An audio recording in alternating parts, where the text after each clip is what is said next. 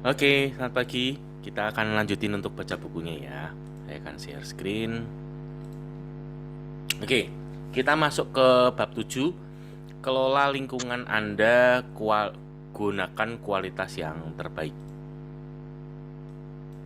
Benak Anda itu mirip mesin yang luar biasa. Di satu sisi, ketika sedang bekerja, benak Anda mampu membimbing Anda mendulang kesuksesan yang luar biasa. Akan tetapi benak Anda juga dapat membuahkan kegagalan jika berjalan keliru.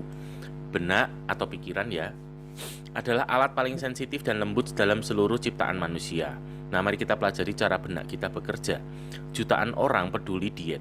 Kita adalah bangsa yang senantiasa menghitung kebutuhan kalori tubuh.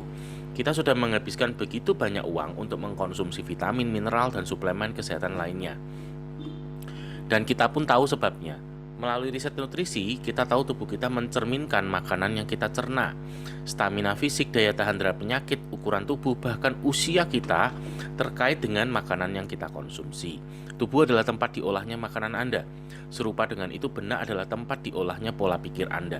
Asupan pikiran tidak dikemas dalam bentuk paket, jadi Anda tidak bisa membelinya dimanapun.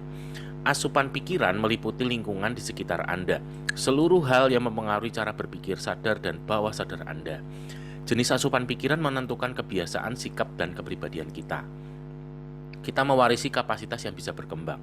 Namun jenis asupan pikiran yang kita konsumsi akan menentukan banyaknya kapasitas dan cara mengembangkan kapasitas tersebut.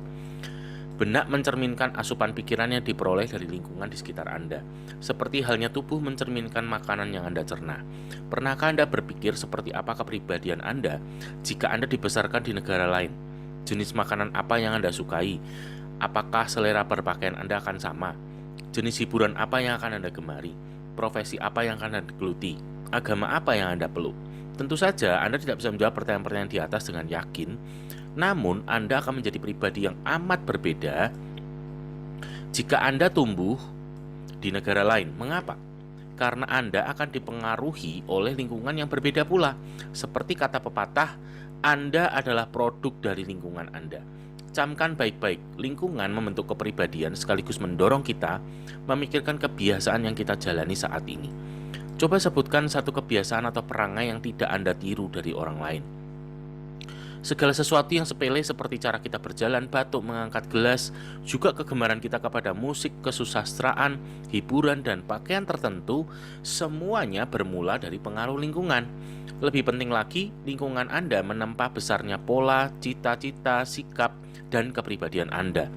Berteman terlalu lama dengan orang-orang yang menebar aura negatif akan menyebabkan Anda pun berpikir negatif. Berhubungan akrab dengan pribadi yang picik akan mengembangkan kepicikan dalam diri Anda. Sebaliknya, berteman dengan orang-orang yang memiliki ide besar akan mengembangkan pola pikir Anda. Berteman dengan orang-orang yang berambisi akan memantik ambisi Anda. Para ahli sepakat, kepribadian, ambisi, dan status hidup Anda saat ini adalah buah dari lingkungan psikologis Anda. Mereka juga sepakat, masa depan Anda sangat ditentukan oleh lingkungan masa depan Anda. Diri Anda akan berubah dalam bulan dan tahun-tahun mendatang. Kita memang tahu hal itu, namun bagaimana Anda berubah akan ditentukan oleh lingkungan masa depan dan asupan pikiran yang Anda konsumsi. Nah, mari kita perhatikan beberapa tindakan yang bisa diambil agar lingkungan masa depan kita membuahkan kepuasan dan kemakmuran. Perbarui diri Anda untuk meraih kesuksesan. Penghalang nomor wahid Anda dalam rangka kesuksesan adalah perasaan bahwa prestasi itu berada di luar jangkauan. Sikap ini dipicu oleh banyak kekuatan supresif di sekitar Anda yang mengarahkan Anda untuk menerima keadaan yang serba tanggung atau serba kurang. Untuk memahami kekuatan supresif ini, mari kembali menengok masa kecil kita. Ketika kecil dulu, kita menetapkan cita-cita setinggi langit. Pada usia yang begitu belia, kita sudah berencana menaklukkan sesuatu, menjadi pemimpin, meraih posisi penting, melakukan hal yang penuh semangat, merengkuh kekayaan dan ketenaran. Pendek kata, kita berusaha menjadi pribadi yang utama, terbaik, dan terbesar. Karena keluguan kita saat itu, kita melihat masa depan cerah terbentang demi mewujudkan cita-cita tersebut. Namun apa yang terjadi? Lama sebelum kita dewasa dan berupaya meraih cita-cita tersebut, banyak pengaruh supresif menghadap langkah kita. Dari segala sisi Anda mendengar, wah bodoh sekali kalau kamu berhayal. Dan ide-idemu tidak praktis, bodoh, naif, dungu. Anda sering mendengar bahwa Anda harus kaya untuk maju. Keberuntungan menentukan langkah di depan Anda. Anda harus punya teman-teman penting dan Anda terlalu muda atau Anda terlalu tua. Karena terus-menerus dibanjiri dengan kalimat Anda tidak mampu, jadi buat apa mencoba? Sebagian besar orang pun masuk ke dalam 3 kelompok. Kelompok pertama adalah mereka yang sudah benar-benar menyerah. Mayoritas dari mereka yakin mereka tidak sanggup meraih kesuksesan. Mereka percaya bahwa orang beruntung saja yang mampu merengkuh kesuksesan dan prestasi dalam banyak hal. Anda bisa dengan mudah mengenali orang semacam ini dari dalih-dalih yang diungkapkannya. Yaitu bahwa mereka sangat bahagia, dalam tanda kutip tapi. Seorang pria cerdas berusia 32 tahun yang bekerja di posisi biasa-biasa saja, baru-baru ini berbincang dengan saya mengapa dirinya puas dengan pekerjaannya. Pria ini sangat pandai beralih atau beralasan, tapi ia hanya menghibur diri dan ia pun menyadarinya. Ia sebenarnya ingin bekerja dalam situasi menantang yang memberinya kesempatan bertumbuh dan berkembang. Namun banyak pengaruh supresif meyakinkannya bahwa ia tidak sanggup melakukan hal-hal besar. Sesungguhnya, kelompok ini adalah para karyawan yang kerap berpindah kerja demi mencari peluang. Jika Anda berkubang dalam rutinitas yang itu-itu aja, artinya Anda berjalan tanpa arah sambil berharap peluang akan datang dengan sendirinya. Kelompok kedua, mereka yang sebagian menyerah. Saat beranjak dewasa, kelompok kedua ini lebih kecil berharap meraih kesuksesan.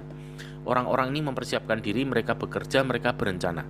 Setelah 1 dasawarsa atau lebih, mereka merasakan resistensi, yaitu ketatnya persaingan di hadapan mereka. Kelompok ini akhirnya memutuskan bahwa kesuksesan sudah tidak mampu diraih.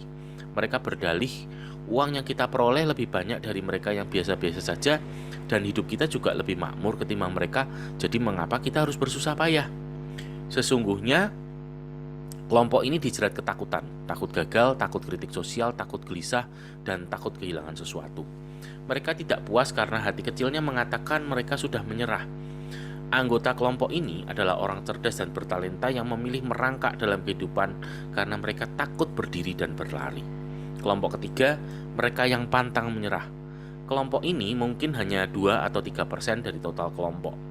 Mereka tidak membiarkan pesimisme menguasai diri mereka, tidak mau menyerah kepada kekuatan supresif, dan tidak mau merangkak. Alih-alih mereka hidup dengan mengacu kepada kesuksesan. Kelompok ini hidup paling bahagia karena mereka yang paling berprestasi. Mereka menjadi tenaga penjualan yang andal, eksekutif puncak, dan pemimpin hebat di bidangnya. Mereka merasa hidupnya penuh semangat, menguntungkan, dan bernilai. Mereka menanti hari esok untuk bertemu dengan orang lain karena mereka menikmati petualangannya. Mari kita berbicara sejujurnya. Kita ingin menjadi bagian kelompok ketiga, yaitu orang yang menemukan kesuksesan setiap tahun, orang yang melakukan segalanya dan membuahkan hasil. Namun, untuk tinggal di dalam kelompok ini, kita harus melawan pengaruh supresif lingkungan kita. Pahami contoh berikut agar Anda mengerti. Orang-orang dalam kelompok pertama dan kedua akan menggagalkan upaya Anda tanpa Anda sadari. Andai Anda berkata serius kepada beberapa teman yang biasa-biasa saja, suatu saat saya akan menjadi wakil direktur utama perusahaan ini. Apa yang terjadi? Teman-teman Anda mungkin mengira Anda sedang bercanda. Kalaupun mereka percaya apa yang Anda ucapkan, mungkin mereka akan berkata, wah kasihan sekali, Anda harus belajar lebih banyak lagi. Mereka mungkin menggunjingkan kemampuan Anda meraih posisi tersebut. Kini bayangkan Anda mengulangi pernyataan serupa dengan serius di depan direktur utama perusahaan Anda. Bagaimana reaksinya? Satu hal yang pasti, ia tidak akan tertawa. Ia akan menatap Anda dan bertanya kepada dirinya sendiri, apakah orang ini serius mengatakannya? Tetapi ia tidak akan, saya ulangi, tertawa. Karena orang-orang yang berpikir besar tidak akan mentertawakan ide-ide besar. Atau andai Anda berkata kepada beberapa orang biasa-biasa saja bahwa Anda berencana memiliki rumah mewah, mereka mungkin mentertawakan Anda karena mereka pikir itu mustahil. Namun ungkapkan rencana tersebut kepada seorang yang sudah tinggal di rumah mewah, dan ia takkan heran. Ia tahu rencana Anda bisa terwujud karena ia pun sudah mengalaminya sendiri. Jadi camkan, orang yang berkata Anda takkan sanggup mewujudkan keinginan itu hampir semuanya pribadi yang tidak sukses. Mereka adalah orang-orang yang serba tanggung dalam meraih prestasi terbaik. Opini mereka bisa meracuni cara berpikir Anda. Kembangkan pertahanan diri Anda untuk melawan opini-opini orang yang meyakinkan bahwa impian Anda tak akan terwujud. Opini negatif hanya boleh Anda terima sebagai tantangan untuk membuktikan Anda sanggup. Waspadailah hal ini. Jangan biarkan orang-orang yang berpikir negatif alias negator merusak rencana Anda merangkuh kesuksesan. Negator ada dimanapun dan mereka senang merusak kemajuan positif orang lain. Semasa kuliah, selama beberapa semester, saya bersahabat dengan WW. Ia adalah sahabat yang bersedia meminjamkan sedikit uangnya ketika dompet saya kosong. Saat saya memerlukan bantuan, ia pun dengan senang hati menolong. Meskipun ia sangat ringan tangan, WW adalah pribadi yang selalu memandang suram masa depan dan peluangnya. Ia adalah negator sejati. Ketika itu, saya menggemari tulisan seorang kolumnis surat kabar yang menegaskan harapan pendekatan positif dan peluang. Saat WW mendapati saya tengah membaca artikel kolumnis tersebut, atau saat saya menceritakan isi artikel tersebut, WW akan berkata, "Oh demi Tuhan, Dave, bacalah halaman pertama. Dari situlah kamu akan belajar tentang kehidupan. Kamu harus sadar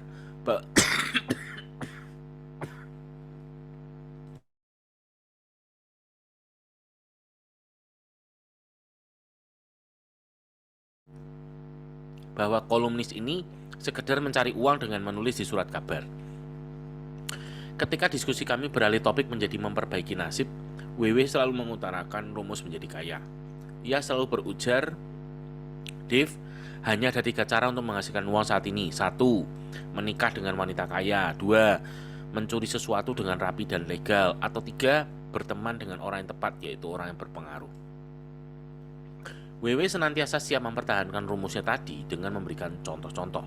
Sambil tetap membahas topik halaman pertama, WW mengutip bahwa seorang pemimpin buruh menggelapkan dan melarikan uang serikat buruh. WW membahas pernikahan seorang pemetik buah dengan wanita kaya. Seorang teman WW juga mengenal pejabat dan menjadi kaya karena koneksinya tersebut. Saya lebih muda beberapa tahun dari WW yang sangat cerdas semasa kuliah. Saya memandangnya sebagai kakak. Karena itu saya nyaris kehilangan keyakinan untuk sukses dan menerima falsafah negator. Untungnya, suatu petang setelah berdiskusi panjang lebar dengan WW, saya kembali tersadar. Terlintas dalam benak saya bahwa saya sedang mendengarkan suara kegagalan. Tampaknya, WW sedang meyakinkan dirinya sendiri bahwa ia gagal, bukan berusaha mengubah pola pikir saya. Sejak saat itu, saya memandang WW sebagai objek penelitian saya, semacam kelinci percobaan. Alih-alih mendengar keluh kesahnya, saya mempelajarinya sambil mengira-ngira alasan WW berpikir demikian.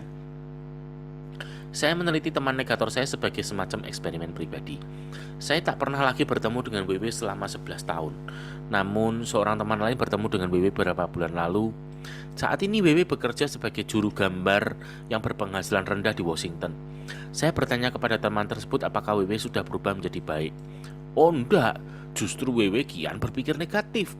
Kehidupannya berat, ia punya 4 orang anak dan mengalami kesulitan keuangan.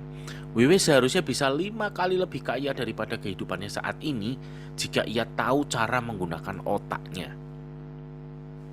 Negator ada dimanapun.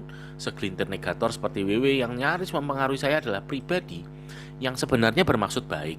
Namun ada pula orang lain yang iri dan menginginkan Anda tergelincir bersama mereka. Mereka merasa dirinya kurang dan mereka pun berupaya mempengaruhi Anda agar menjadi orang yang serba tanggung. Berhati-hatilah, pelajarilah para negator. Jangan biarkan mereka merusak rencana sukses Anda. Tak lama berselang, seorang pemuda yang berprofesi sebagai karyawan menceritakan alasannya berganti kendaraan antar jemput. Sepanjang perjalanan, ada karyawan yang selalu menjelek-jelekkan perusahaan tempat kami bekerja. Ia selalu menyalahkan kebijakan manajemen apapun. Ia selalu berpandangan negatif terhadap semua karyawan dari supervisor ke atas. Produk yang kami jual dikatakannya buruk. Semua kebijakan perusahaan dipandangnya salah. Seperti yang dinilainya, semua selalu bercacat. Tiap pagi saya tiba di kantor dengan perasaan tegang, dan tiap malam saya tiba di rumah dengan berkecil hati dan depresi setelah mendengar orang itu menggerutu selama 45 menit tentang kejadian di kantor hari itu. Akhirnya saya memutuskan pindah ke antar jemput yang lain. Situasinya sangat berbeda. Kini saya bersama kelompok karyawan yang berpikiran positif. Pemuda itu sukses mengubah lingkungannya. Ia cerdas, bukan? Jangan membuat kesalahan. Teman-teman di sekitar Anda memengaruhi Anda. Orang-orang yang berpikir serupa selalu berkumpul bersama. Rekan-rekan kerja Anda semuanya berbeda. Ada yang berpikiran negatif, ada pula yang berpikiran positif. Ada rekan yang bekerja karena harus melakukannya, ada pula yang bekerja karena ambisi dan ingin mendulang prestasi. Segelintir rekan kerja meremehkan perkataan dan tindakan bosnya. Rekan kerja yang lain bersikap lebih objektif dan sadar mereka harus menjadi pengikut yang setia sebelum menjadi pemimpin. Pola pikir kita langsung dipengaruhi oleh kelompok tempat kita bernaung. Pastikan diri Anda bergaul dengan kelompok yang berpikir positif. Oke. Ada lubang perangkap dalam lingkungan kerja Anda. Di dalam setiap kelompok ada segelintir orang yang menyadari kekurangannya, tetapi berusaha menghalangi langkah Anda meraih kemajuan. Banyak orang berambisi yang ditertawakan bahkan diancam karena mereka mencoba lebih efisien dan menghasilkan lebih banyak lagi. Mari hadapi semuanya. Segelintir orang yang iri ingin mempengaruhkan Anda karena Anda mau terus maju. Hal ini acap kali terjadi di banyak perusahaan. Ada karyawan yang marah kepada rekannya yang ingin mempercepat produksi. Ini juga terjadi pada dinas militer ketika sekelompok individu yang berpikiran negatif berusaha mempermainkan dan mempermalukan tentara-tentara muda yang ingin mengikuti pendidikan di sekolah perwira. Oke, mungkin sampai sini dulu. Bu Jo, selamat pagi. Dari Bu Jo, apa nih yang didapatin? Intinya adalah satu dari bacaan ini adalah lingkungan kita mempengaruhi pola pikir kita. Betul. Dimana kita, ketika kita menempatkan lingkungan yang tepat, maka kita membentuk pola pikir kita yang tepat, yang maju. Tapi kalau lingkungan kita salah, maka dengan sendirinya akan terbangun pola pikir yang salah juga. Salah bukan berarti kita maju lah. Jadi kita harus pandai-pandai menempatkan di mana kita harus berada, karena lingkungan itu presentasi pengaruhnya lebih besar terhadap kehidupan kita dan perkembangan kehidupan kita ke depan. Dan saya ada yang kurang lagi Bapak. Ya, itu betul, Tambahkan. saya setuju. Betul bahwa kita itu akan terpengaruh untuk lingkungan ya. Saya teringat waktu dulu saya kerja juga sama sih Bu.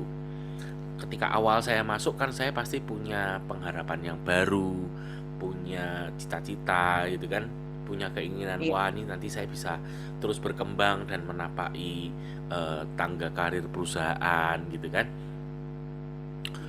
Nah, ketika saya bergaul dengan teman kerja yang negatif, itu akhirnya membuat saya jadi punya pemikiran-pemikiran yang negatif terhadap perusahaan, gitu ya. Nah, ini yang kita mesti hati-hati, ya kita mesti hati-hati banget, bener. Termasuk di HDI pun ya Bu, di HDI pun. Walaupun Ibu kalau lihat ya pendidikan kita, kan hebat ya, kayak kemarin kita ikut kick off itu kan hebat banget ya. Tapi Ibu tetap harus ingat ya, member HDI semuanya manusia. Jadi betul. Mereka yang sudah ikut training pun itu bukan berarti terus semuanya berubah jadi malaikat. Betul. Jadi kita yang mesti pinter-pinter memilih ya. Ketika misalnya terutama kalau nanti sudah ketemu cross love ya, cross love itu cross line gitu ya.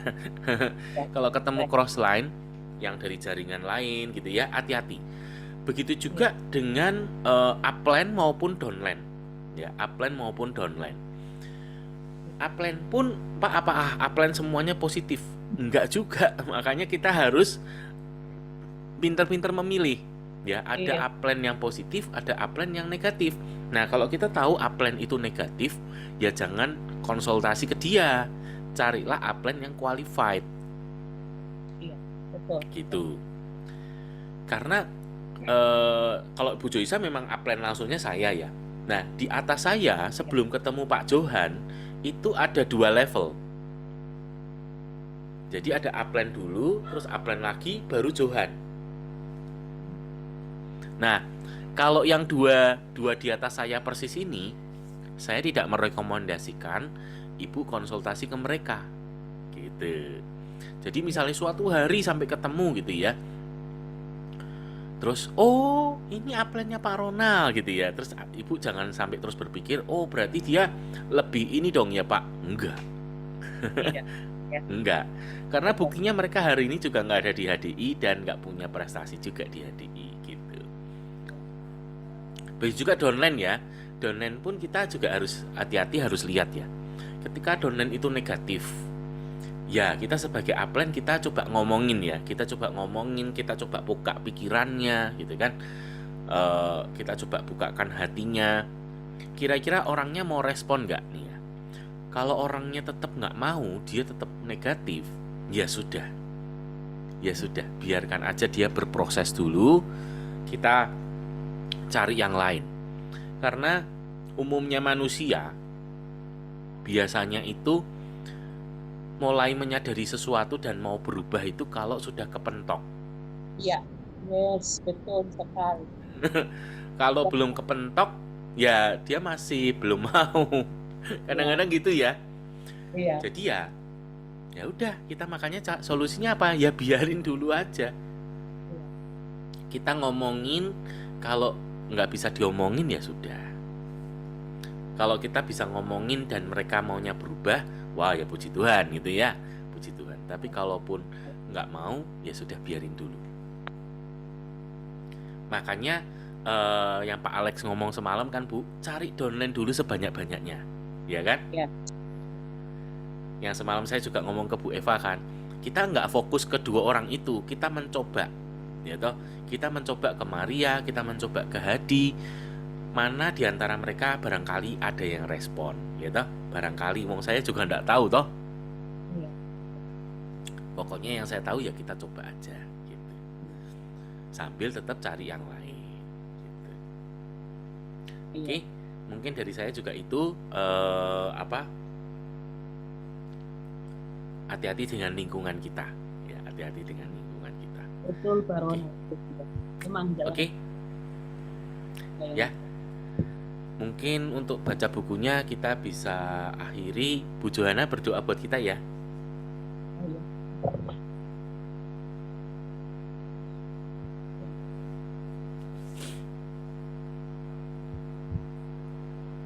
Jadi Bu Johanna ya, Bu Joisa. Kira-kira baca judulnya Bu Johanna Covid. Dapat. Bu. Mari kita berdoa. Tuhan Allah Bapa yang baik, segala puji kami pada Bapa di kasih. Kami percaya Tuhan bahwa Kau memberikan penyakit bagi kami. Nah, untuk kemurahan-Mu kami ini membuat kami juga percaya bahwa Tuhan berkuasa bagi baik dari dia ini, yakni kesempatan kelimpahan. Untuk itu Tuhan berkati lagi apa yang kita ini, dan kami yakin di dalam Engkau kami kuat, di dalam Engkau kami sukses, di dalam Engkau kami akan. Terutama kami berdoa pada usaha dan pekerjaan kami yang saat ini dijalani. Usahaan hadir ini merupakan kehidupan kami Tuhan, yang sudah Kau percayakan kepada kami. Untuk itu berikan kami kemampuan, berikan kami kekuatan, kepandaian, kecerdasan Tuhan, untuk kami dapat menempatkan diri kami di mana saja kami berada, di lingkungan yang tepat Tuhan. Untuk itu, berikanlah kami kemampuan, terutama kemampuan untuk dapat melakukan relationship dengan siapapun, downline kami, dan juga kami dapat berkonsultasi baik dengan upline kami ya Tuhan, mentor-mentor kami. Biarlah hubungan ini menjadi hubungan yang baik, hubungan yang luar biasa Tuhan di dalam bisnis kami. Jagalah kami selalu dengan jaringan-jaringan kami, dan kami minta curahan Roh Kudus ya Tuhan pada hari ini. Datangkanlah downline baru dalam jaringan kami ya Tuhan, usaha kami. Dan datangkanlah kelimpahan juga ya Bapa menyertai kami. Kami percaya bahwa di dalam Engkau kami senantiasa diberkati, dilindungi, dan dipelihara selalu. Di dalam nama Yesus, dan hanya di dalam nama Bapa, Putra, dan Roh Kudus, kami senantiasa doa dan bersyukur. Haleluya. Amin. Oke. Bu Jo, sekali ini saya akhiri